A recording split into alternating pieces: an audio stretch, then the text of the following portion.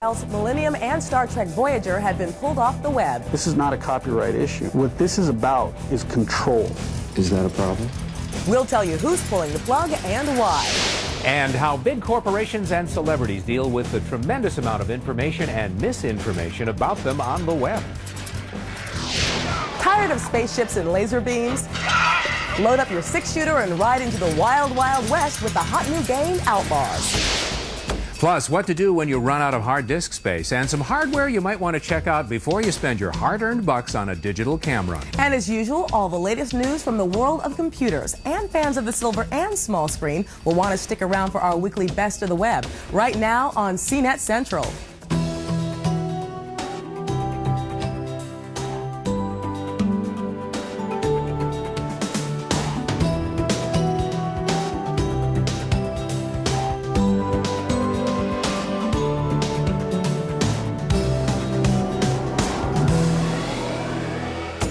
Now, from the #1 on-air and online information source for the digital age, this is CNET Central.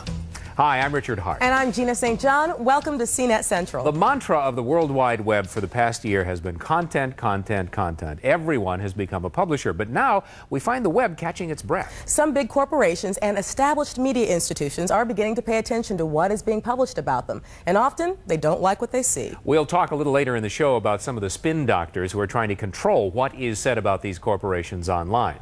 But first, I want you to imagine this. You're a fan of a TV show and decide to use the power and ease of publishing on the web to create a shrine for your favorite show, only to find out that may no longer be as easy as it sounds. Many webmasters are finding that their sites might not be protected under free speech laws. In fact, your favorite fan site might not be there tomorrow. Is the party over for laissez-faire publishing on the web? Recently, some major companies such as Fox and Paramount raised a few eyebrows in Washington. Here's what they did. They bombarded the webmasters of some unofficial fan sites with cease and desist email messages. Their claim? Copyright infringement.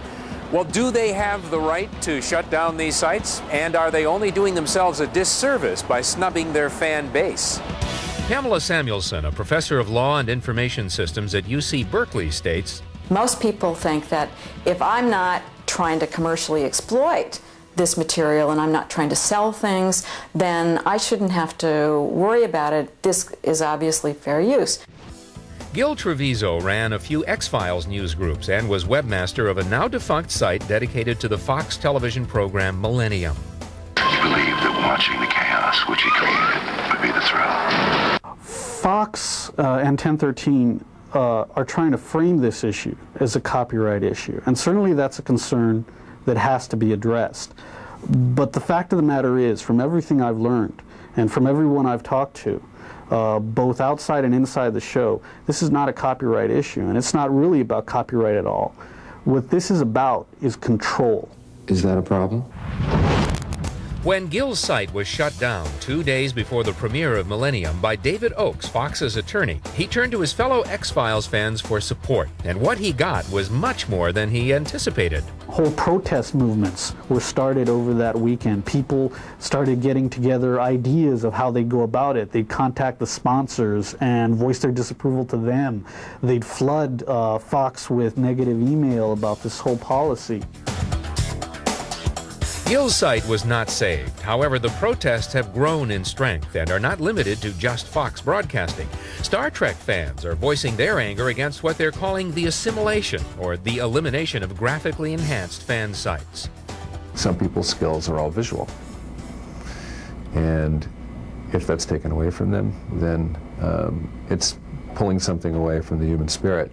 That censorship on such an open community shouldn't be allowed. Jeff Rind received a form letter in the mail from Viacom claiming copyright infringement. He has complied with some of the requests. However, he wants to know what Viacom specifically wants removed from his site, something which Viacom has yet to provide. Since I sent them my response to their letter, I have not heard a word from them. Not a phone call, not an email, not a letter. I think that they've decided that perhaps this was the wrong way to go.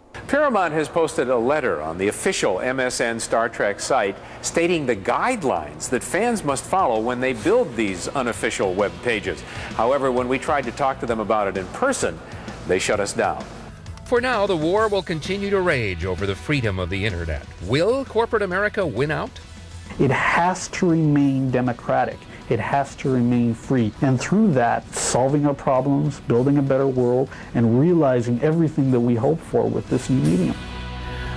We have more information and a great feature article about the battles brewing over fan-based sites. Head on over to our digital home, cnet.com, and be sure to check out our links to some of the more controversial fan-based sites. You know, it's been amazing because in the last 2 years, you could put up a website about anyone or anything. And now some of those companies who are upset are using fire to fight fire. The power of publishing and the ease of use inherent in the World Wide Web is causing a stir in another corner of the world: information and misinformation. It's finding its way online for everyone to see, and a lot of celebrities and corporations are less than thrilled about what's being said about them on the web. Their only defense? Internet spin doctors. These celebrities have all seen their share of gossip and rumors online. You know, there was a time when you only had to fight bad press in magazines and on television. But now, scandalous websites can pop up in a matter of hours for all the world to see. So here's the question: should celebrities, corporations, and even you fight this new form of gossip?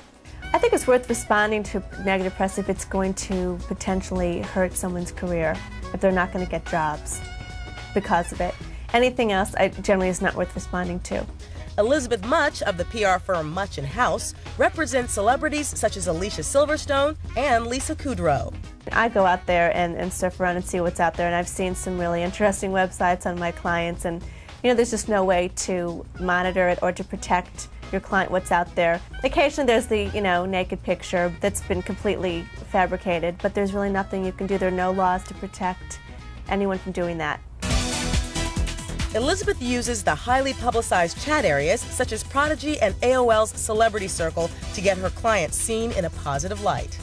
What matters with doing publicity on the internet is what you have to promote. You are? Batgirl. That's not awfully PC. Usually it's to promote something very specific, and that's the focus of it. Whatever happened, in their personal life that was written about in the media is really just sort of inconsequential to what they're doing. However, for companies such as 9X, McDonald's, and Ford Motor Company, slanderous websites can have drastic effects. Spin doctor Don Middleburg of Middleburg Associates explains what problems these rogue websites can pose. They are impacting sales, they are hurting employee morale, they are damaging vendor relationships, they are damaging recruiting, they are damaging banking relationships. There isn't a part of a company's business that isn't impacted in some way by these sites. Unity Stokes, also of Middleburg, states that their firm does use traditional media just as celebrity publicists do. However, for corporations, he says, you need to respond instantly to this negative information. So it involves creating a website immediately with links to accurate information, to third-party and other credible sources to back up your position and to essentially prove the rogue webmasters wrong. Ultimately, this new medium may actually end up being more positive than negative. And I think it's great for publicity because there's so many people that are tuned to the internet that, might not be reading magazines or watching TV, and it's a way to reach those people. If you'd like more information about spin doctors on the net, come to our website, cnet.com. Coming up, the latest news from the digital world and what you can do when your hard disk is full.